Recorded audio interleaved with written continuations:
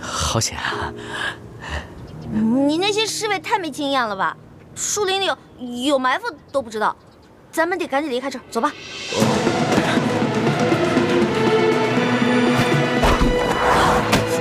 龙小弟！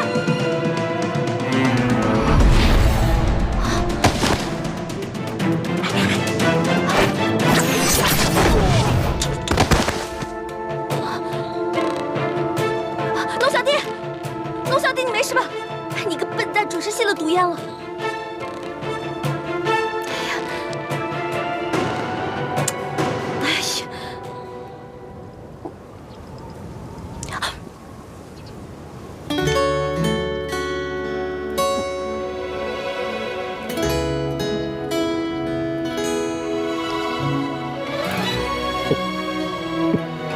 龙小弟，龙小弟，你醒了，没事吧？老大，我做了一个好长的梦。做什么梦了？我梦到有一个美人在亲我。不正经，一醒来就不正经，是不是？老大，我呼吸不过来。你又怎么了？这装的还是真的呀？哎，你别吓我，龙小弟！龙小弟！龙小弟！万事怀念，心中细流。你又骗我是不是？没有，老大，我没有骗你，我是真的很难受。你来给我坐一下。坐什么坐？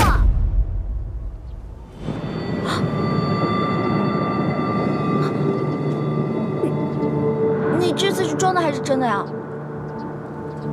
龙小弟，你别跟我开玩笑啊！龙小弟，龙小弟，龙小弟，醒醒啊！龙小弟，重死了！你说你吃那么多干嘛呀？你哪是龙啊？你就是一头猪！你才是猪呢！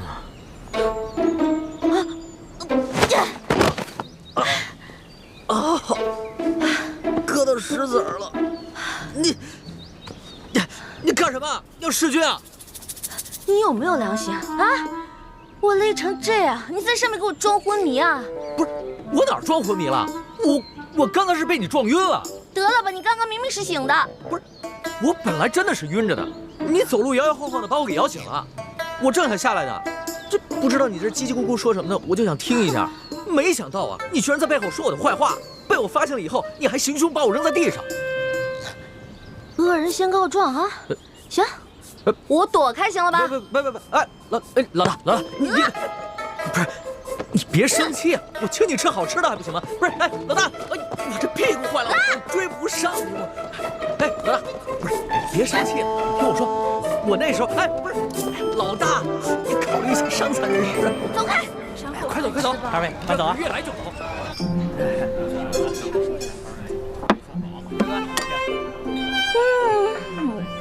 酒足饭饱，好幸福啊！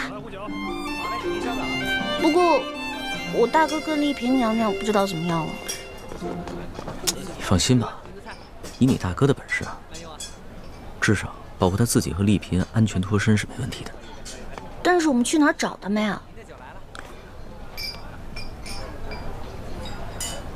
客官慢走啊！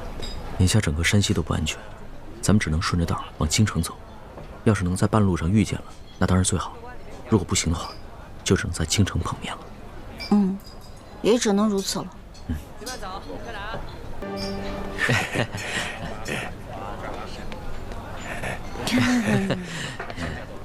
啊！钱啊！哎，老大，付账啊！我的钱都在你那儿呢。钱好像都掉在树林里了。哎，二位，你们谁付账啊？不是，那个掌柜啊，我们呢原本是有钱的，但是一不小心钱丢了，是不是啊？对。对。你怎么知道？哎呦，赖账的都这么说，我见得多了。不是，掌柜的，我没有想赖账，我们呢只是途中遇到了一帮劫匪，然后我们……哎呦，一会儿说遇上了劫匪，一会儿说丢了，这出来想混神儿，先把谎撒圆了再说。这真没撒谎，是谁撒谎了？真是吃了熊先豹子胆了！哟，哦，摆个臭架子吓唬我，是不是？你不是撒谎，那好，饭钱付了，哎，吃饭花钱这是天经地义，这个理儿说到皇上那儿也是这个理儿，对吧？嗯，皇上来这儿也是这个理儿，的确是这个理儿。不是，这掌柜的，我没有不给钱的意思。那你给钱，快把钱给了啊！老大，要不然你先把你那个金镯子拿出来，回头我给你买几个玉。不可能！这个金镯子是我另外一个兄弟给我买的生日礼物。那日在太原帮你当了一袋粮食，后来有一天好不容易赎回来了，这才几天还没带热乎呢，不能给你。掌柜的，要不然这样，我们呢给你写个欠条，回头我让人给你送过来，我给你送10倍啊，不对，我给你100倍。哎呦，啊呸！还10倍100倍，这混神的我见得多了，可没见过像你这么笨的。你撒着谎，小孩都不信。我真的没有撒谎，我家里真的很有钱，你别说10倍100倍了，1000倍10000倍我都给得起。掌柜，你行行好吧，好吧，回头真有重赏，还有重赏啊！哎呦嘿，我可等不及重赏了，我先赏你。小二，哟，还有吃霸王餐的，谁？他们俩，给我捆了，送衙门。站住！一般遇到这种情形，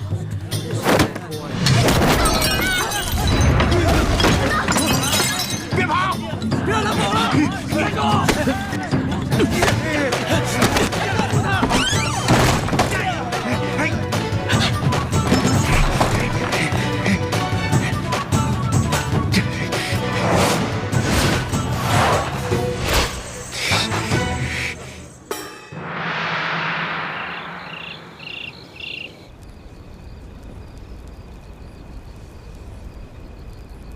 想不到我堂堂大清皇帝，居然沦落到付不起饭钱，还被市井小民追着满街跑。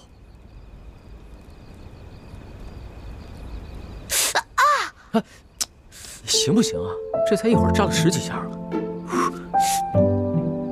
你嫌弃我啊？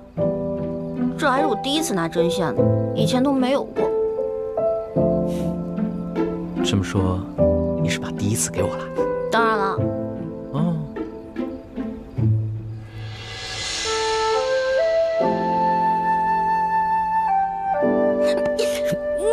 你堂堂大清皇帝，怎么能调戏良家女子呢？烦死了！别着急啊，第一次慢慢来。听不见！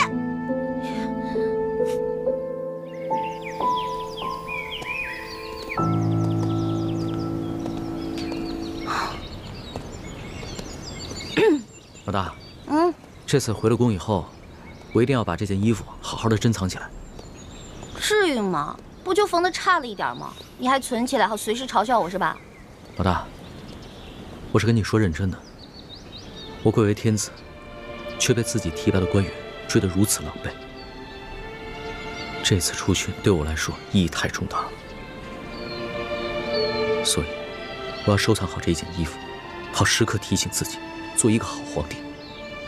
我要建立一套行之有效、提拔监督官员的制度，这样天下才能太平。说得好，龙小弟。哎呀，也不枉我昨天帮你缝衣服扎破手指了。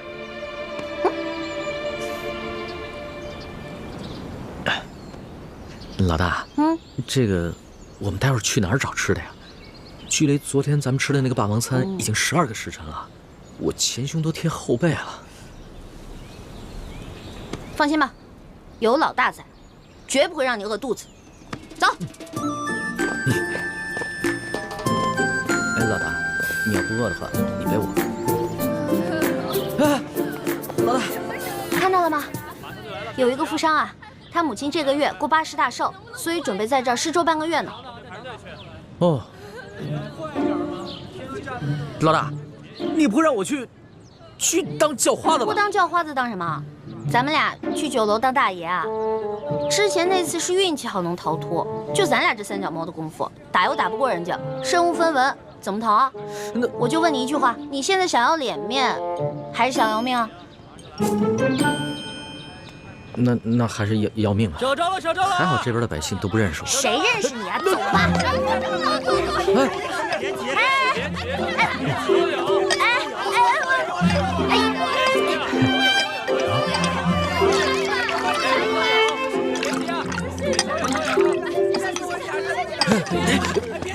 都有，挤什么挤啊？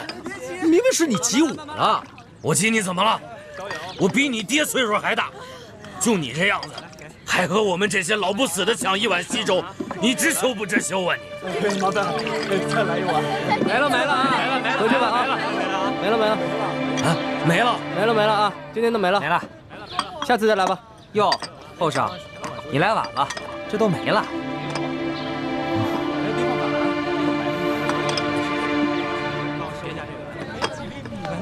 等一下。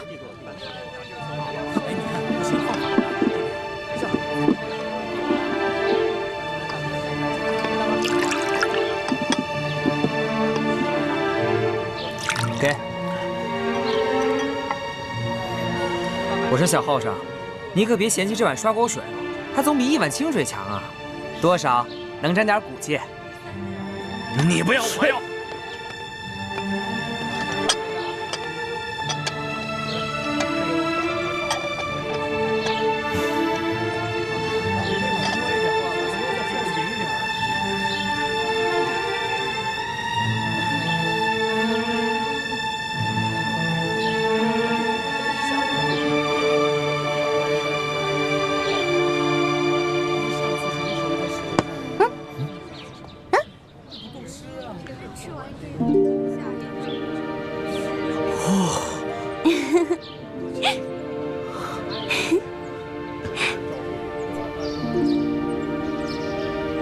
怎么样，好喝吗，娄小弟？就是少了点。对了，老大啊，你喝了没？我喝了，我在那边早就喝了。我可不像你，放不下身份，我跟那帮灾民一起抢的。有时候太君子啊，会挨饿的，知道吗？老大，我怎么听到你肚子在叫啊？没有，我这是撑的，我刚才吃特别多。给你吧。我不用，我平时吃的比你多，这肉都藏着呢，现在可挺饿了。什么不用啊？拿着。咱们俩可是拜把子兄弟，说好的有福同享，有难同当呢。虽然这只是一碗粥，那也得一人一半。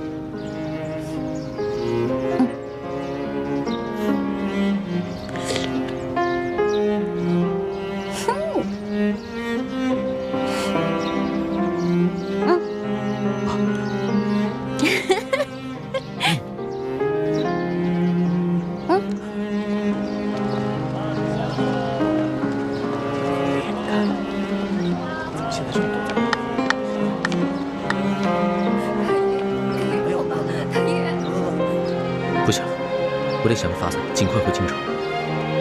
我要是在这儿多耽搁一天，百姓们就得多受一天的苦。这里离京城千里之远，就算走一天100里，也得走10多天呢。要是能雇辆马车就好了。雇马车啊，我问过行情了，从这儿到京城雇辆马车5两银子，你有吗？哎，我现在算是知道了，什么叫做有钱男子汉，没钱汉子难。老大，要不然你把那……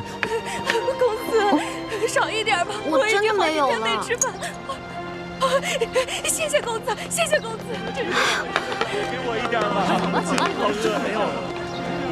老大，你就让我把那个金镯子给当了吧，等我回了京城以后，立马让人帮你赎回来。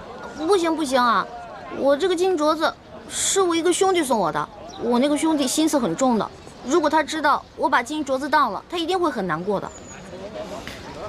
哎呀，你自己想办法赚钱嘛，别老打我金镯子的主意，行不行？好，我知道你是故意刁难我，我还就不信了，我挣不了这5两银子。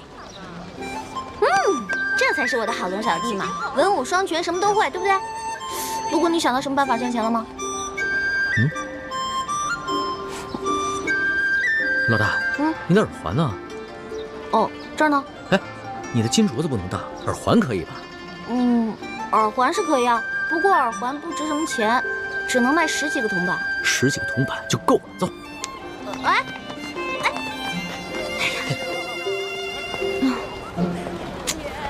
不妥不妥啊！我认为你这个方法非常不妥。明明耳环换来的铜板可以买2个烧饼吃，你非得买这些笔墨纸砚干什么？我卖了字儿以后，你还吃烧饼啊？我给你买10只烤鸭，让你边坐着马车边吃着烤鸭回京城。吹吧吹吧，反正大清吹牛不上税。老大，你别门缝里看人，把人看扁了。我自幼好学工书，不到10岁的时候啊，这朝中诸位大臣啊，对我的字儿那是争相收藏。民间更是一字难求啊。如今我沦落在此啊，拿自己的字儿换一点盘缠，不管是谁买了，那都会当成传家宝的。是啊，你最棒，你最厉害，你是皇上，你说了算。发钱了，来客了，来领钱了。你看看，我就说了吧，我字儿有人喜欢。发钱了，发钱了啊！都有啊，排好队，别急都有。你的，看到了吧？你的字在他们眼里还没个铜板实惠呢。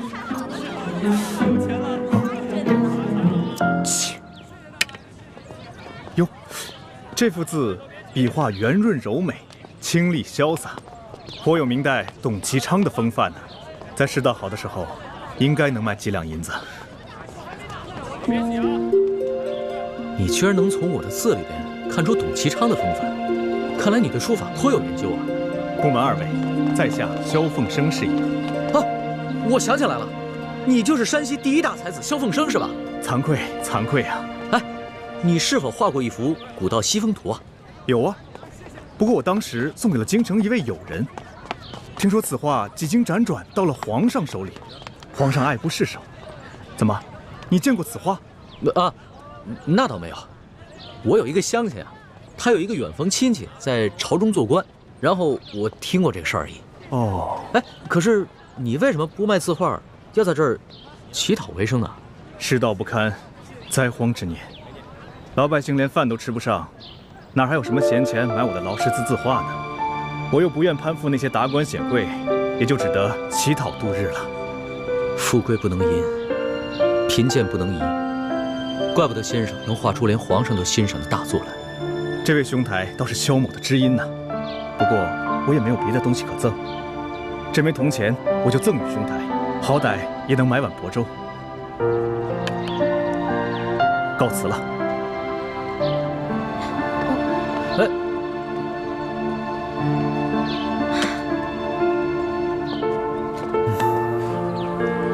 龙小弟，现在总算知道了吧？大臣们啊，觉得你的字值钱，并不是因为你的字写的有多好，而是因为你是皇上，天子墨宝谁不想要啊？那些富商要是知道你是皇上的话，倾家荡产也会买你的字的。老大，你就别再挖苦我了。这趟微服私访，学到的东西实在是太多了，比在宫里边读的所有的书加起来还要多。响鼓不用重锤，那我就不多言了。哎呀，不过我要开始准备去给你赚路费了。我都赚不到，你能行吗？我，李欢，江湖就是我的天下，知道吗？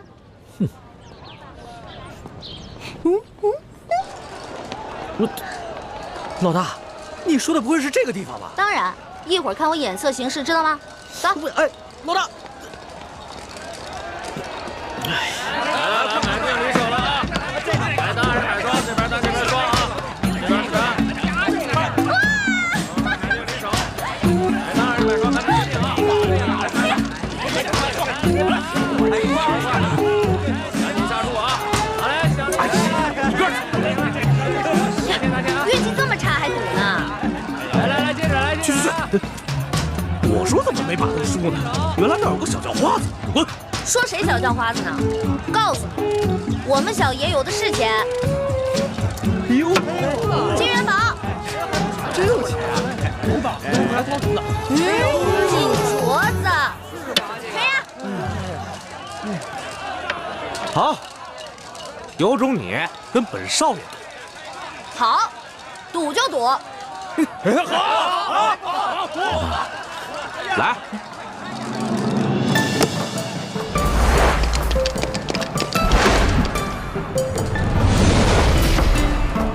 谁才赢啊？赢了！我的，拿上，我们的。再来，再来，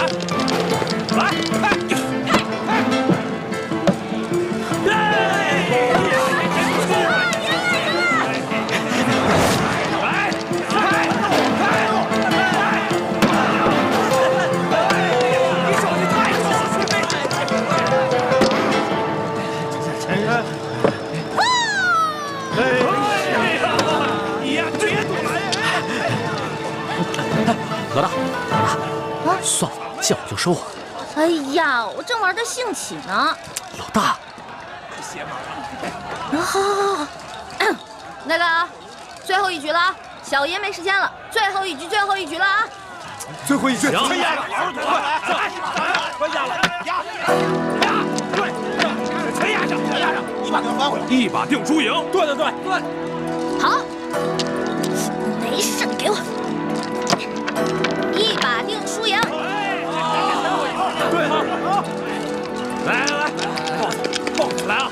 包子！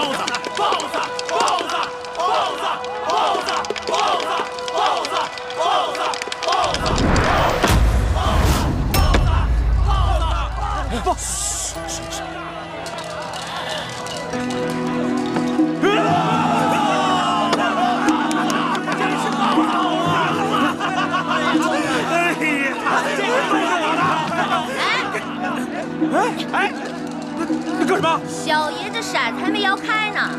开啊！开啊！对呀，你还能开什么呀？等着啊！来，随便来啊！开呀！真是要开始！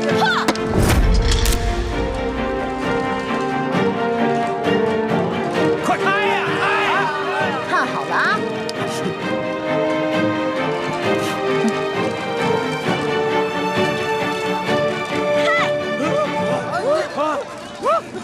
怎么是19两？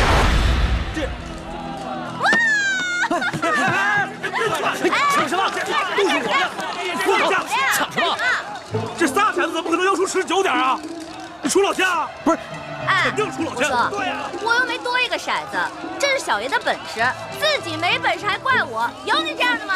不能算这个，这肯定出老千，不能让他走。这把不能算，再来一把。哎，官兵来抓赌了！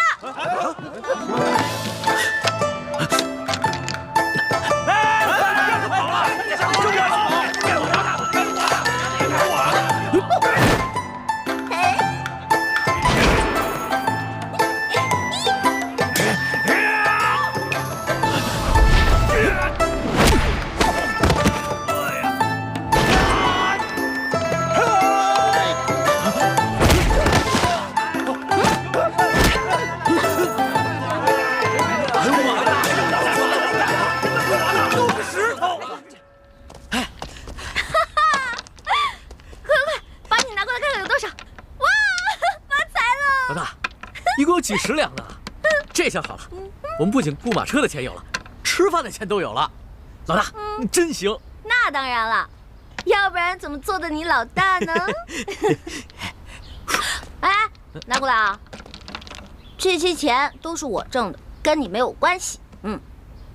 哎，行，算我欠你的，回头我就还你，行吗？还我？我的利息可高了，你还得起吗？老大，你可不要趁火打劫呀！趁火打劫？全天下哪有你这个皇上厉害啊？大明内乱，你们大清趁机占领了大明的整个江山，老百姓刚刚经历了战乱，想过上几天安生日子，可你们呢？朝中权贵搞起了圈地，各地的官吏争相设置各种关卡，变相收取各种赋税。你们这才叫做趁火打劫，一本万利的勾当呢！我怎么了？我说错了吗？我说的都是实话。龙小弟，其实这就是我要的利息。你要记得曾经答应过我的那些话：消除权贵特权，革除积弊，整顿吏治，让全天下的老百姓过上好日子。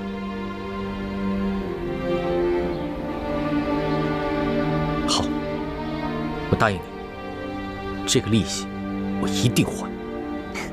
一言为定。一言为定。盖章。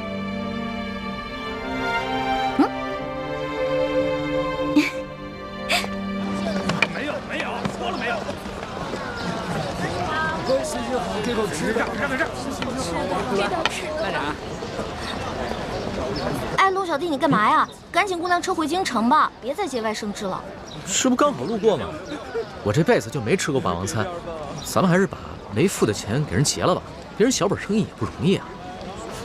龙小弟还挺好面子，老百姓就怕皇帝不要面子，随便天下骂声一片，民怨沸腾，皇帝却装聋作哑听不见。放心吧，我这次出宫啊，这心也算是真开窍了。哎，走开走开！来，两位客官，哎，请。掌柜的，这是上次欠你的饭钱，够吗？哎呀，二位，你们客气了，够了。是不是没想过我们会回来呀？哎呀，哪能啊！二位都是正人君子，肯定会回来。按照我的做派呢，就像你上次那么奚落我，就可以抵了这顿饭钱。不过呢，我小弟为人正直，非要拉我回来还你钱不可。哎呦，是啊。哎，二位爷，不是小的粗俗势力，小本生意都亏不起。这么着，我再请二位用一餐，算我对你们上次那个赔罪，你看如何？不必。哎，可以，有酒有肉。老大，吃白不吃吗？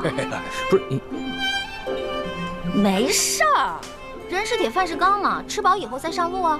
万一一会儿路上想买好吃的没有了呢？而且你看老板人家多有诚意啊。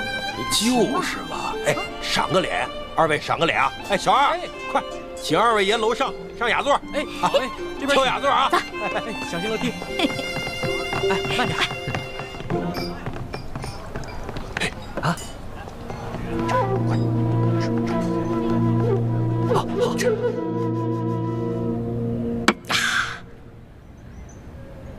饿了2天，总算能饱餐一顿了。龙小弟，你现在终于知道了吧？为什么我这么贪吃？就是因为小的时候总挨饿，吃完上一顿，下一顿就不知道什么时候吃了。我总想着，可着一顿饭使劲吃，这样就不会挨饿了。我明白了，老大，你就放心吧，以后我再不会让你挨饿了。不光不让我挨饿，你要让全天下的老百姓都不挨饿。好，我努力，尽量做到。老大，我们现在是不是该雇辆车回京了？可以啊，我们要把这些点心都带上，饿的时候可以吃啊。也是啊，这里的旱情虽然没有太原的严重，但是估计路上要买到吃的也挺难的。来，再吃点。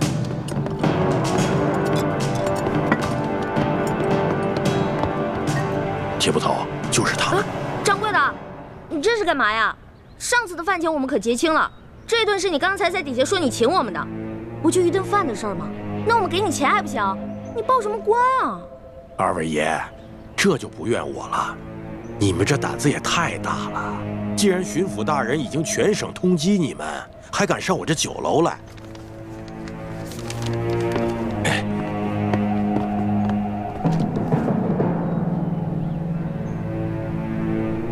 想不到我身为大清皇帝，竟然被自己任命的官员通缉，惶惶如丧家之犬。下一章。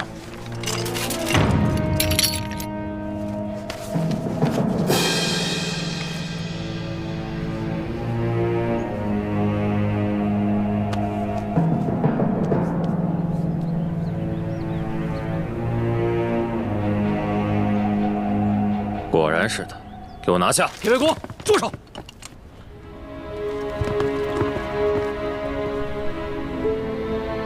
你认识我？我虽不认识你，但我知道你是谁。你做了20多年的捕头，破获无数刑案，抓过无数盗匪，屡受朝廷的嘉奖。去年你因公致残没了左手，皇上特意恩诏，命宫中的能工巧匠帮你打造了这只可以伸缩的铁手。你怎么知道我这铁手是皇上亲自下诏打造的？你知道我是谁吗？你是谁？你是巡抚大人下令通缉的要犯龙三。那你可知巡抚大人为何事要通缉我？当然知道，假冒钦差，伪造圣旨，勾结牛角寨的山匪，打劫官粮官银。铁卫公，你误会了，这通缉令上的案情另有内情。我乃是真的钦差，是皇上下密旨让我来山西公干的。公干？我铁某办案无数，不肯认罪的犯人见得多，但没见过你这么负隅顽抗的。巡抚衙门都已经定了罪，发海捕文书通缉你，你还在这满口跑马。我告诉你，有什么话，好好随我回衙门说。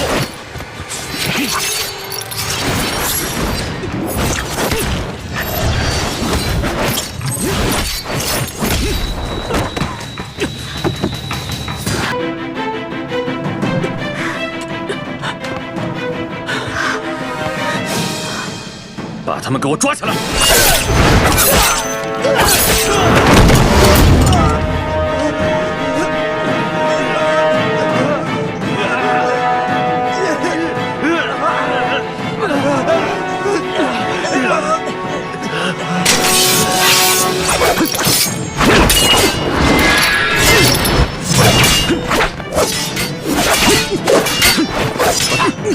没事。快走！你认识他？我不认识他，我们快走吧。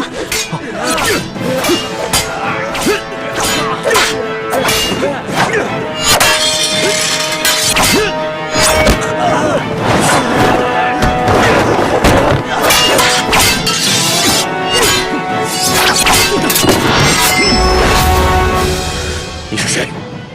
铁卫国，看在你平时清廉勤勉的份上，今天我饶你不死。不过，你还是先在床上躺1个月吧。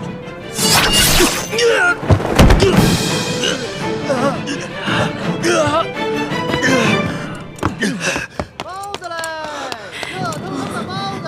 上点钱，上点大人。没有，闪开！刚出笼的包子。龙小弟啊，我有那么重吗？你怎么跟打醉拳似的，歪歪倒倒的呀？老大，这是我这辈子第一次背人，我能背着你一口气跑出华阴县，就已经不错了。糟了，钱，我把钱全都落在酒楼里了。老大，先别想钱的事了，保命要紧啊！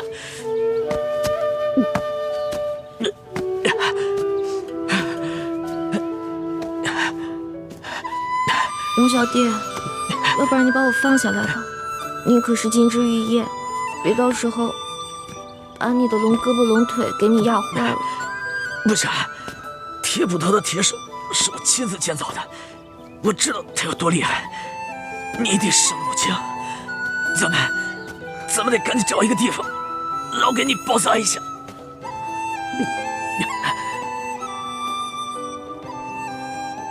前面好像有一个茅草屋，进里面休息一下吧。啊，我也真的是快走不动了。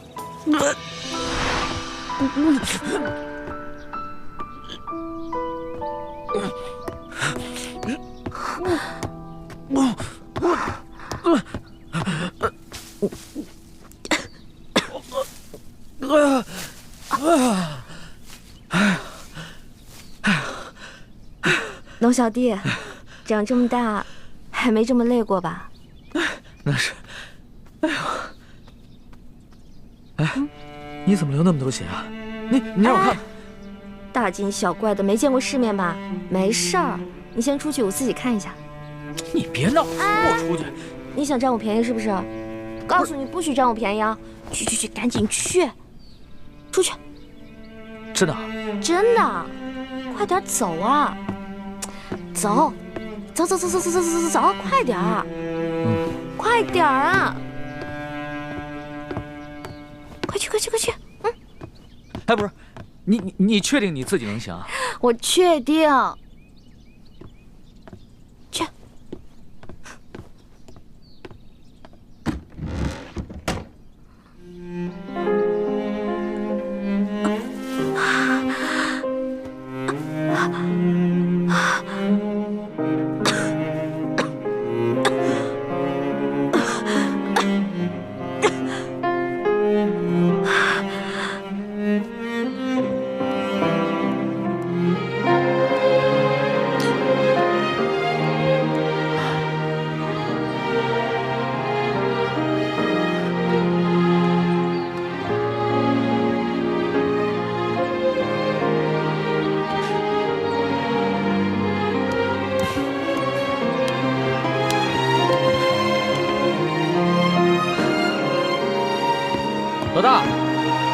老大，你自己可以吗？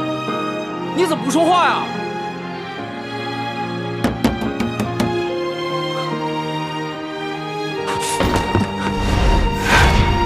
老大！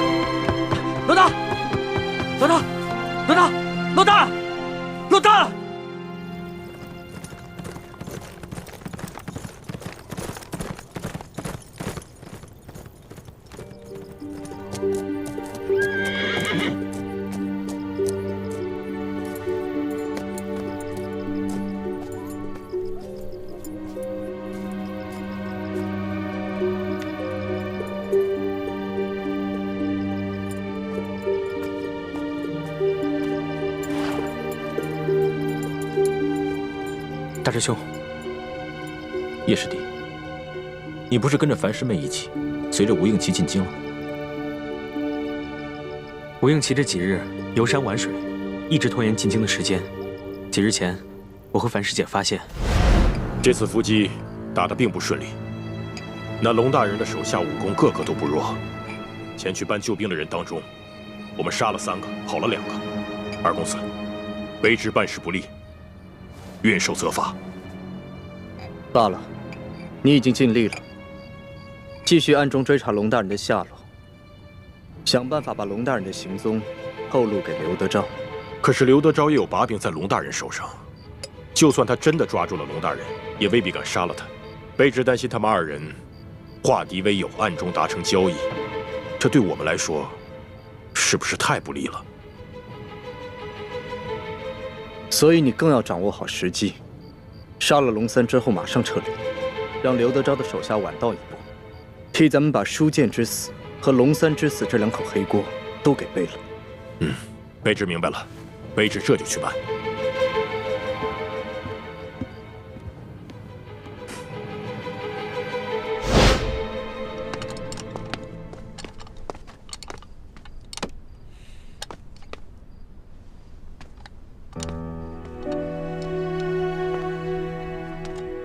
师姐，这回你看到了吧？吴应期根本就不像我们接触的那么简单，他表面上看起来温文尔雅，实际上就这么狠毒。不，我不相信。也许他只是听命于吴三桂的安排，不得已而为之。好，就算是奉命行事，那你现在也应该可以看出来了吧？他那么有心机，根本就不像我们平时接触的那么简单。也许他跟我们一样，我们不也听从于师父的安排去算计他吗？樊师姐，我能感觉到你对吴应期很有好感，我不想打击你，相反，在师父的面前，我还会替你打掩护。但是我还是要提醒你，你千万……我心里有底。好，那不多说了。吴三桂已经派人去追杀康熙了，大师兄他们还蒙在鼓里，我现在必须连夜赶去给他们报信。你去吧，吴应琪这边，我就说你在山西有个旧友，去探望他，与我们在京城会合。好，那就这样。所以我就连夜赶去太原书府，想跟你们报信。不料扑了个空，我就一路找到这里来了。叶师弟辛苦了。其实我早就知道，在追杀我的人当中，有吴三桂派出来的杀手。你赶紧回去吧，别让吴应奇起疑。你不用担心，吴应奇现在对樊世杰很是信任。我还是留下来，同你和雪师姐一起寻找康熙和易欢吧。叶师弟是不放心小师妹吗？是啊，我是不放心小师妹。你和雪师姐武艺高强，不论是刘德昭派来的官兵，还是吴三桂派出的杀手，都奈何不了你们。可小师妹呢？你放心，只要有我在，小师妹不会有事。是吗？我今天在淮阴县的大街上碰到了山西第一名捕铁卫国。你的意思是，欢妹遇到了铁卫国？若是其他捕快，欢妹可以勉强应付；但如果是铁卫国，欢妹不是他的对手。打起来了吗？我当时看铁卫国带着几个捕快行色匆匆，又想起城门旁新贴出的周拿你和龙三的告示，就留了个心眼，暗中尾随。没想到，他们真的是去捉拿康熙和小师妹的。康熙和小师妹在酒楼里被人认出来了，那掌柜的暗中报了官。欢妹实在是没有经验，怎么能在这个时候去酒楼这种公开的地方？大师兄倒是经验丰富啊，为什么还是没有保小师妹周全？今天若不是我及时赶到，他们就……可小师妹还是受伤了，伤得重吗？你说呢？她被铁卫国的铁手抓伤了锁骨，肯定伤得不轻。等我解决了铁卫国他们，追出酒楼，小师妹跟康熙已经不知去向了。倾城也受伤了，无法行走。我将她安顿在城外土地庙里。这样吧，你还是先照顾雪师姐吧，我会尽快找到小师妹的。你放心，小师妹现在和康熙在一起，就算我找到了他们，我也不便现身。我会第一时间通知你，让你和雪师姐赶去与他们会合。有你在她身边，我放心。暂时只能这样了，多谢你，叶师弟。多加小心。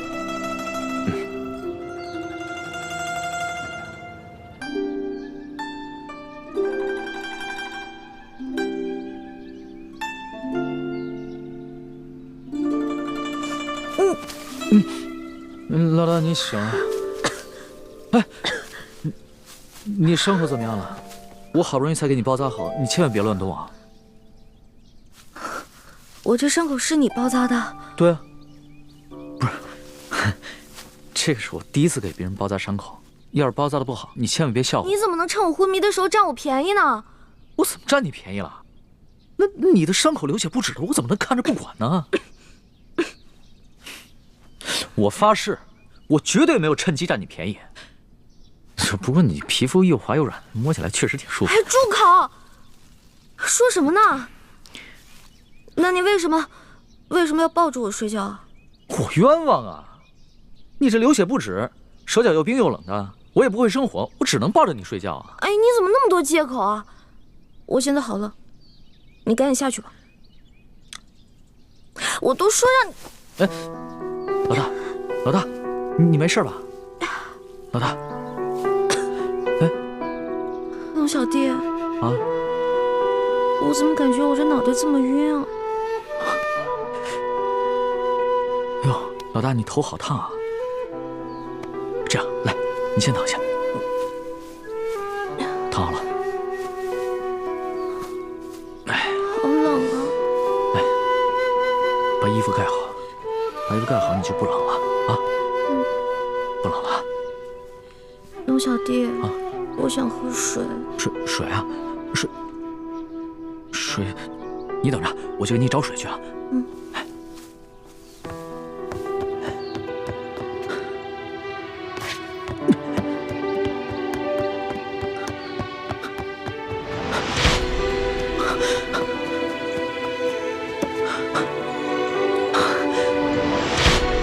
慢点喝。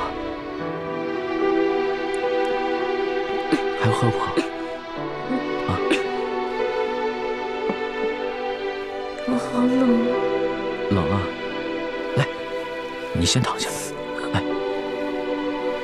来，躺下。好冷啊！这样，我出去给你拾一些柴火回来，给你生火取暖，好不好？那你好好躺着，别乱动。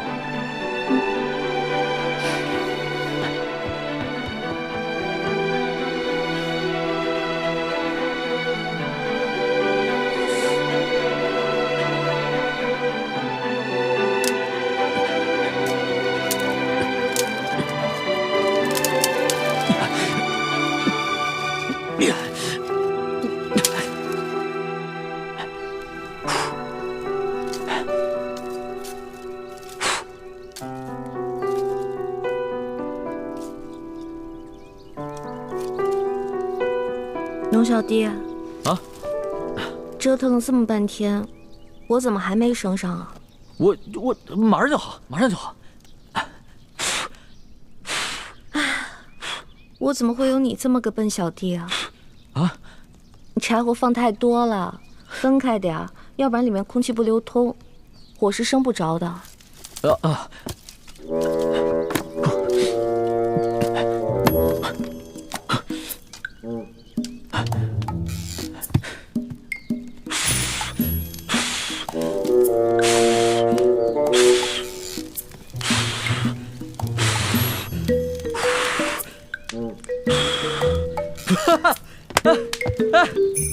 这可是我第一次把火给升起来了，不容易啊！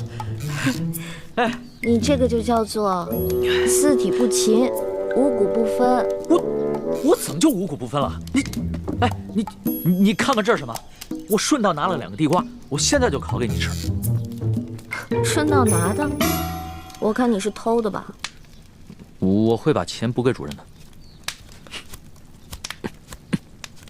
哎呀，前几日我拿了人家1只鸡，你当时怎么跟我说的？不告而取，就是偷。哎呀，行了，说话伤元气，你伤得那么重，别毒舌了。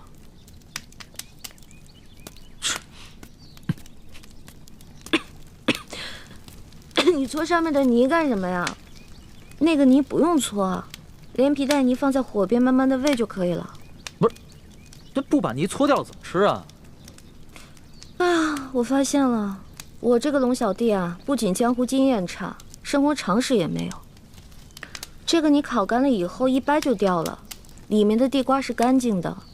如果这个地瓜外面没有一点泥一起烤的话，里面就糊了。反正老大你江湖经验足就行了，小弟我又学到本事了。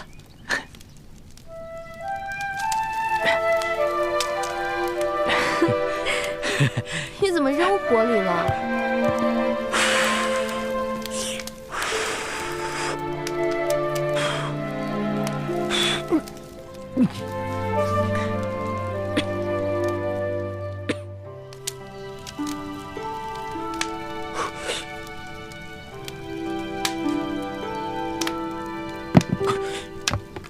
哎呦！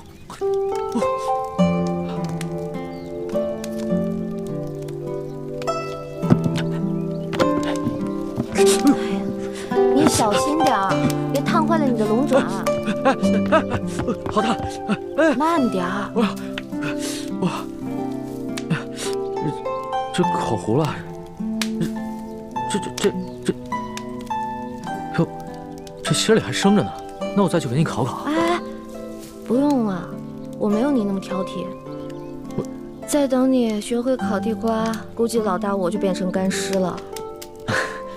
好吧。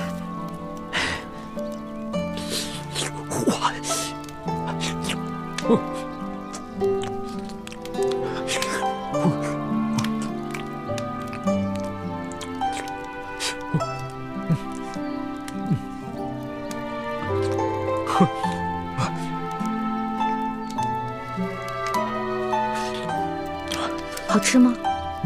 好吃。我以前做攻略啊，都没吃过烤地瓜，没想到地瓜这么好吃。就我以前吃那些烤鹿肉、烤熊肉什么的，都没这烤地瓜好吃。你看你现在这副狼吞虎咽的样子，以后还敢不敢说我吃相不好啊？我告诉你，我这么落魄的事儿，只有你一个人见过。你一定要守口如瓶，要不然的话，我就灭你的口。守口如瓶可以啊，但是我要封口费。好。龙小弟，把我这个也吃了吧。不是，那你怎么办啊？吃不下了，我好累啊，我再睡一会儿。好，那来，你先躺下，先躺下，往上躺点啊。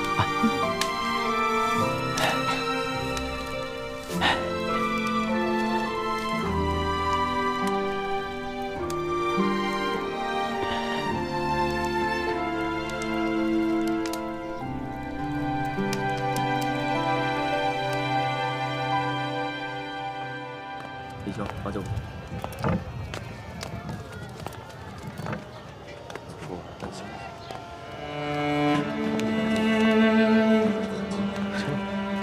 哎，大姐，来我这算命吗？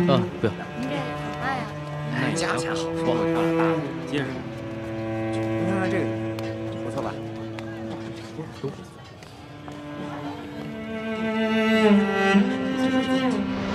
这瓶里的外敷草药啊，口服。谢谢掌柜的。哎，钱呢？掌柜的，我今日出门的时候忘了带钱，你能不能让我先赊一下账，改日我连本带利一起还你？去，没钱买什么药啊？掌柜的，你行行好，我妹妹她已经病得不省人事了。我这开的呀是药铺，又不是慈善堂。再说了，这救济百姓啊，乃是皇上和官府的事儿，又不是我这个生意人能做的。你要怨，就怨皇上和官府吧，别怨我。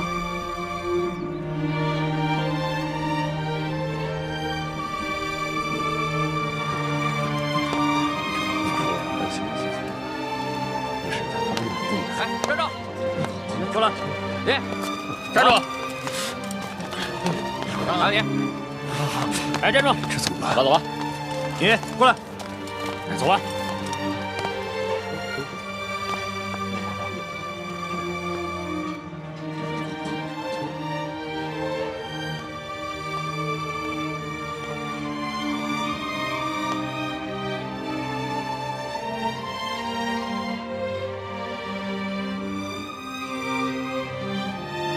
大哥哥，你是不是也饿了？你也想吃烧饼吗？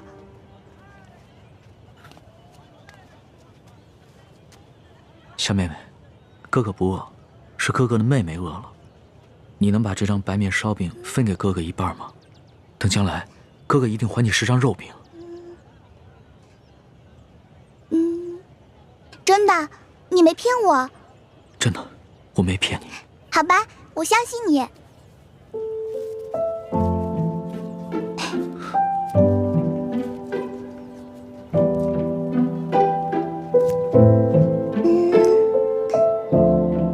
你将来要请我吃肉饼，这块大的给你吧。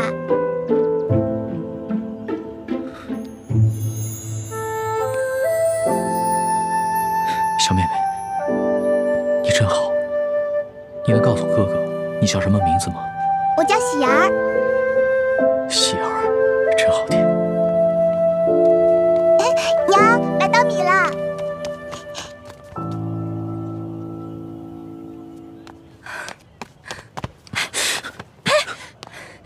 哪来的没脸的东西，居然敢骗一个小孩子的烧饼？这个烧饼可是我当了我裴家的银簪子才换来的，居然被你骗去一半。这位大嫂，我没有骗你，我只是暂时落了难。等我回家有了钱，我一定还给你10张烧饼。还？你骗谁呢？这年头，休说你一个叫花子，就连官府都不讲信用。说好的每人每户1两银子1担米，结果呢？只是给了这么点发了霉的陈年糙米。你们淮阴县也是如此吗？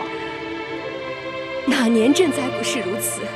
府里的灾民上能领到少许白米白面，到了我们县里，就只剩下这发了霉的陈年糙米了。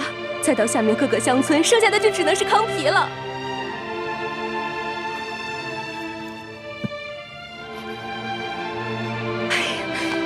喜儿，以后可不能这么傻了，这些人都是骗子，骗你的。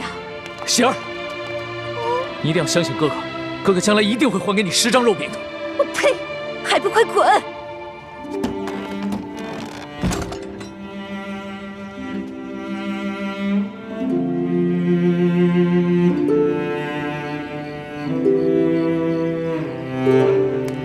老大，来，吃点吧。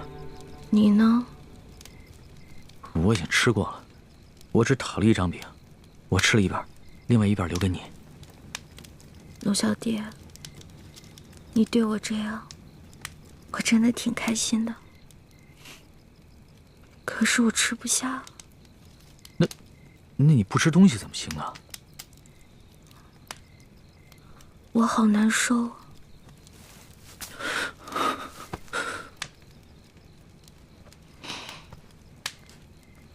龙小弟，我这个老大可能要先行一步了。别说胡话，咱们2个可是拜过把子的，说好了要难同当，同生共死的。所以为了我，你一定要撑下去。我尽力吧。你知道我最怕什么吗？第一是恶，第二是丑，第3就是死。龙小弟，我也好想陪你回京城。可以的。我还想去收那些你欠我的利息呢。放心吧，人不死，账不乱，你一定好好撑着。要是你不在了，我赖账了怎么办？你不会赖账的，你还会整顿吏治，革除疾病，让老百姓过上好日子。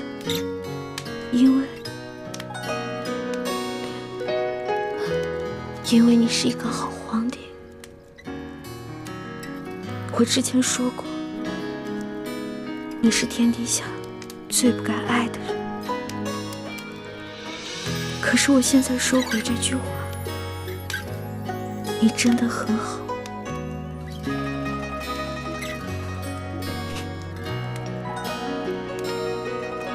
谢谢，谢谢你，老大，谢谢。所以你一定要撑住，一定要撑住，撑住了监督我。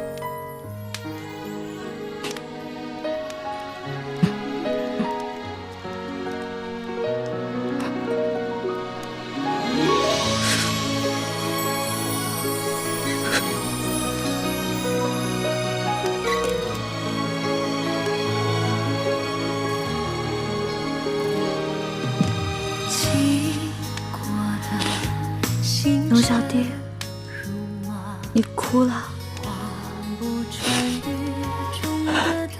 原来龙珠是咸的呀。这是我第2次看见你哭了。其实，我原本以为，在我父母死了以后，我就已经是铁石心肠，不会再哭了。没想到，上一次我是为了百姓，而这一次，只是为了你一个人。有你这句话，我死也知足。老大，你不会死的，老大，你不会的。老大，老大，老大，花儿，老大，老大，老大。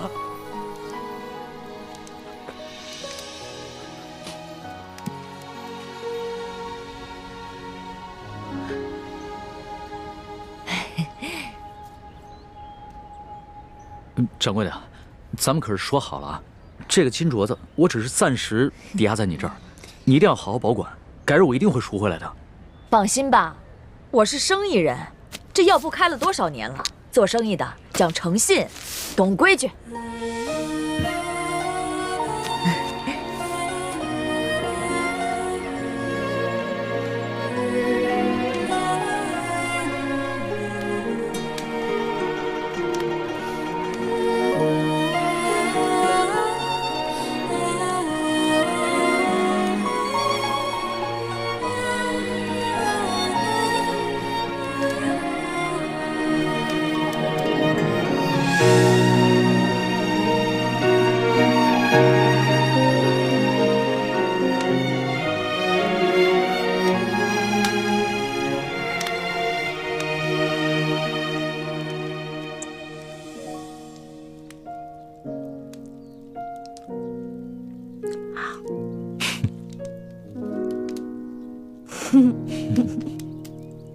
傻死了！你干嘛一直看着我笑啊？在这种穷乡僻壤的地方，我都快愁死了。我本来也快愁死了，但是看到你伤有好转，我觉得特别开心，就是想笑。你知不知道，这次你整整昏迷了3天，我都快绝望了。本来呢，我都到阎王爷那儿去报道了，结果阎王爷说：“哇，这个小姑娘太能吃了，养不了你，回去吧，回去吧。”我就被遣送回来了，继续祸害你来了。你只是第一次帮我缝了衣服，戳破了手，我可是把太多第一次都给你了。打水、烧火、煎药、收拾屋子、偷人家地瓜，还有帮你清理伤口。我就知道你会说这句不正经的话。不过今天早上我醒来的时候，我看到你没有把我推开，我心里就觉得这一切都值了。龙小爹，你得跟我发誓，这件事情不许告诉任何人。好，我发誓，不告诉别人，替你保密。咱们明天雇辆马车回京城吧。我也想早日回京，你身子受得了吗？我的身子都已经好了。龙小爹，你是条龙，所以你应该回到海里去。我这个只会吹牛的老大根本保护不了你。万一你在外面遇到危险了，那我就算死上1万次，也不足以弥补我的罪过。呸！死什么死？我知道了，我准备一下，明天一早就出发。哎，你就打算穿这件脏兮兮的衣服出去啊？怎么了？不是你说冷的吗？我现在已经不冷了，龙小弟，你好歹是个皇上啊，不能这么不体面。你看看你，刚一醒来就开始奚落我了啊？哪有？